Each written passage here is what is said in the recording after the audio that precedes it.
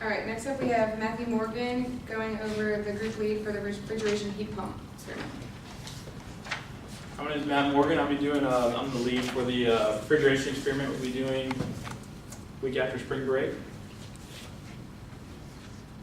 So the objective of the experiment, we're going to be performing a thermodynamic analysis on the refrigeration system, and we're going to be calculating a coefficient of performance of that system and looking at it in a pH diagram.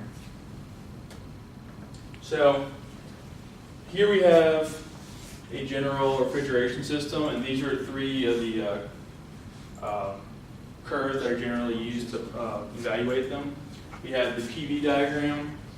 You can see here we have work in, that's compression, that's the compressor. You have increase in pressure, and then condensation. That's when it's going to lose some heat there and remain at constant pressure.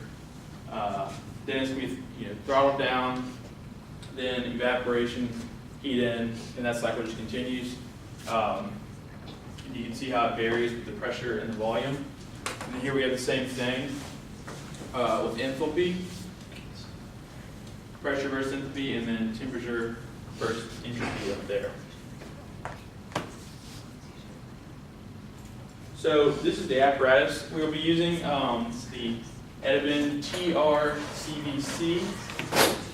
It's a testing, or it's a module meant for teaching. It uses R134A refrigerant. It has a lab, or it uses a National Instruments data acquisition system, which is the same thing we use for the MIDACs are made by the same company. It's just data acquisition.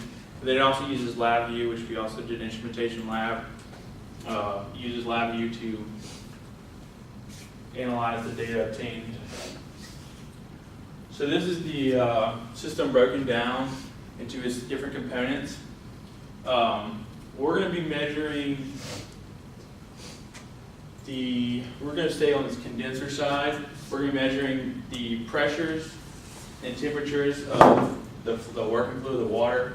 So it has water here that comes through and goes through the condenser where it warms up and then, or cools off, I mean. And then we have the refrigerant, and it's two different flow lines going through. One is the R134A, and the other is the working of the water. So for procedure, we have two procedures we're doing. Exercise 1, which is going to be more concerned on the coefficient of performance. And so what we're going to do there is we're going to measure go back here. We're going to be measuring the difference in the temperatures going in and out of the condenser, as well as the power used by the compressor, which up here, the gray thing. We're going to be measuring all that and to calculate a coefficient of performance. And then for exercise 2, here we're going to be kind of looking more at getting data to create a pH diagram. We're using different flow rates. So we're gonna have, you can see here on step 4, we have 3 separate flow rates. We're gonna have 3, 4.5, and 6 liters a minute. We're gonna make a pH diagram for each one of those. But for this, for exercise 2, first we're gonna be doing the cooling pressure in the inlet and the outlet, or the inlet of the compressor. So the pressure here and here, we're taking those, as well as the temperatures of the refrigerant before and after the condenser, and the water before and after the condenser.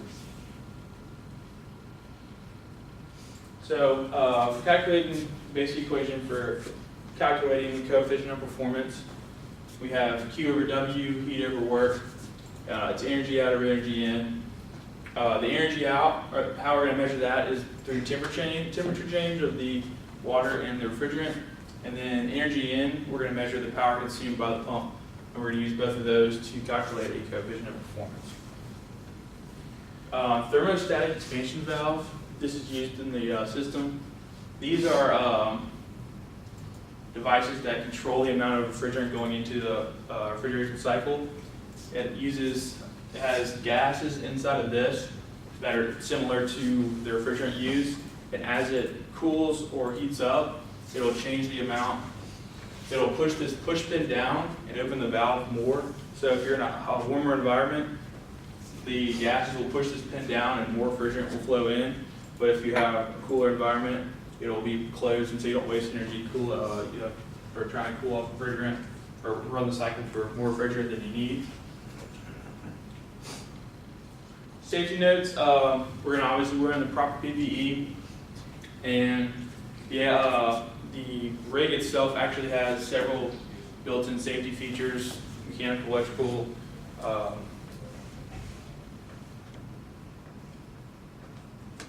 And so, conclusion, we're going to be using a refrigeration system.